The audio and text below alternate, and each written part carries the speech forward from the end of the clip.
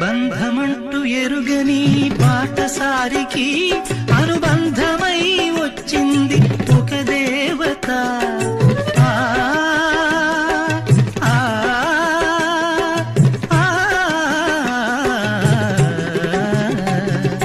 బంధమంటూ ఎరుగని బాటసారికి అనుబంధమై వచ్చింది ఒక దేవత.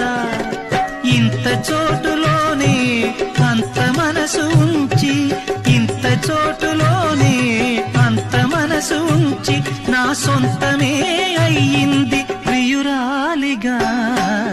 ముద్దబంతి నవ్వులో మూగ బాసలు, మూసి ఉన్న రెప్పలపై ప్రేమ లేఖలు. చదువుకునే మనసుంటే ఓ కోయిలా మధుమాసమే అవుతుంది అన్ని వేళలా.